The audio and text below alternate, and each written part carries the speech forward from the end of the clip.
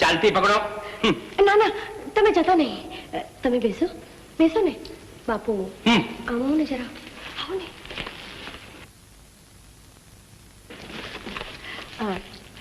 બાપુ એ મને ગમી ગયા છે. હું લગ્ન કરીશ તેમની સાથે. હા બાપુ, અને જો તમે ના પાડશો તો હું મારો જીવ દઈશ. અરે રે દીકરી, હું તો ઈચ્છું છું કે જટ જટ તારા લગ્ન થઈ જાય અને પછી મારું ક્યાંક આછું પાતળું ગોઠવાઈ જાય. પણ આજ સુધી તને કોઈ તારી નજરમાં વસ્તુ જ નહોતું. પણ આજે તો વસી ગઈ ને. એમ? ચાલ. પણ એ પરદેશી, મારી દીકરીને તો તું ગમે છે, પણ તને મારી દીકરી ગમે છે? જો હા હોય તો રે, ને તો પછી ચાલતી પકડ. સાચું કહું કાકા, આ ધરતી માથે આશરા ક્યાં ઓછા છે, પણ આ તો જેની સાથે પ્રેમ કર્યો છે એ સદાય નજર સામે રહે એટલું અહીંયા રહેવા તૈયાર છું. સાંભળ્યું ને બાપુ? પ્રભુ, મધરાત થવા આવી છે પણ નથી અમિયલ આવ્યો કે નથી એના આવવાનો કોઈ અણસાર મળ્યો. શું એમને મારો સંદેશો નહીં મળ્યો? છો એ રાતે મેં કરેલા હેમંતનું અપમાન એ નહીં બોલ્યો હોય?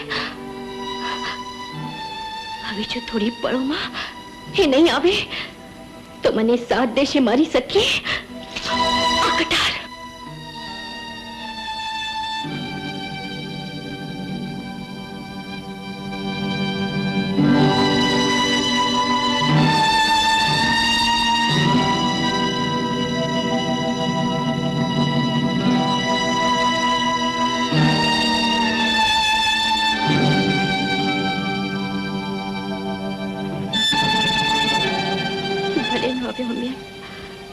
રાજાની અંત ઘડી સુધી એની હોટે તારું જ નામ હતું. અમિયન, તારું જ નામ હતું.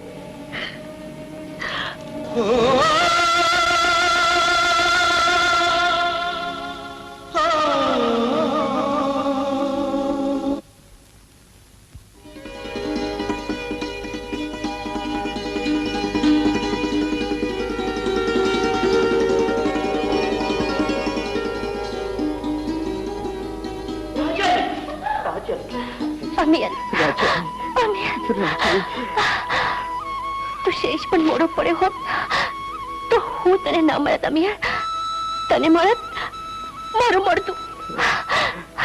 કટર તારા પેટમાં પરવાત અને જીવ મારો જાત. રાજલ, આપણા ખોળિયા ભલે નખા છે પણ જીવ નખા નથી. રાજલ, જીવ નખા નથી. હા અમિયન, પણ આપના બે ખોડિયા વચ્ચે તો માવતરના કપડે ઊંડી ખાઈ ખોદી છે. હવે જો આપને એક થવું હશે તો ખોડિયાનું બંધન છોડવું પડશે. તો જરૂર છોડશું રાજલ. જેના જીવિક હોય એના જીવતે પણ એક જ હોય અને મોત પણ એક હોય. આપણો આ નાતો તો જન્મ જન્મનો નાતો છે રાજલ. જન્મ જન્મ. શું વાત કરે છે બેન? સાચું જ કહું છું. એમના જ ગામથી વાવડ આવે છે કે બાપ સાથે ઝઘડો કરીને અમિયલ કુમારે ઘર છોડ્યું. અરે રે, બિચારી ગૌરી સાસરિયામાં એક ન ઠરી. લગ્નના બીજા દિવસે જમાઈરાજ. એ તો થવાનું જ હતું. ગૌરી છે જ છપ્પર પગી. ખબરદાર બેન, ગૌરી માટે એક પણ કવેણ બોલી છો ને? બોલીશ બોલીશ બોલીશ. ગૌરી છપ્પર પગી, છપ્પર પગી, છપ્પર પગી. તું મને મારે છે? હા, આજ સુધી તે ગૌરી માટે આ ઘરમાં આવા જ જુલમ કર્યા છે. આજથી તારો વારો. બોલ બોલ, કોના પગલાને કારણે આ ઘરમાં ગૌરીના પિતાનું મૃત્યુ થયું? ગૌરીના. બોલ બોલ, કોના પગલાને કારણે? અને આ ઘરમાં તારી કૂખ કેમ નથી ભરાણી? કોને કારણે? બોલ બોલ બોલ. અને આ ઘરમાં ગૌરી જીવનભર દુખી રહી કે કોના કારણે? બોલ. અને આ ઘરમાં છપ્પર પગી કોણ છે? ગૌરી. તું છપ્પર પગી છો. અને આજથી આ વાત યાદ રાખજે, નહીતર મારે વારે ઘણીએ આ વાત યાદ દેવડાવવી પડશે. સમજીને? યાદ રાખજે. બાકી રહ્યા જમાઈરાજ, એને હું જાતે જ શોધવા નીકળીશ. એને હું ગમે તેમ કરીને મનાવીને પાછા લઈ આવીશ. સાંભળ્યું છે કે રાજલબા અહીંયા રહે છે? હા, કેમ? એકલા જ રહે છે? હા, એમના વ્રત ચાલે છે એટલે 6 મહિના સુધી તેઓ એકલા જ રહેવાના છે. પણ આ બધું તમે શું કામ પૂછો છો? ના ના, હું જેની શોધમાં છું ને તે રાજલબાને મળવા આવવાના છે. કોને? રાજલબાને. રાજલબાને એટલે ડેલે હાથ દઈને પાછા ગયા છે. કારણ કે જ્યાં સુધી રાજલબાના વ્રત ચાલે છે ત્યાં સુધી પરપુરુષનું મોઢું જોવાના નથી. અને એમના ઓરડા ઉપર તો તાળું છે, તાળું. અરે એના ઓરડે ચકલું ફરકી શકે એમ નથી. ચકલું નહીં. નહીં એટલે તમે તમારા માણસને ક્યાંક બીજે શોધો. બીજે શોધો? હા. હવે ક્યાં બીજે શોધો? ત્યાં છે ને મારા ધણી સુતા છે.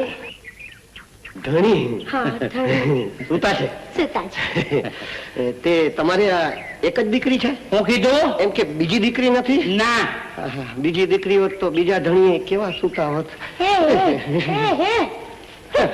દીકરા સંતુ, હા બાપા. હવે હું પરવારી લઉં. હા, હા? જાઓ.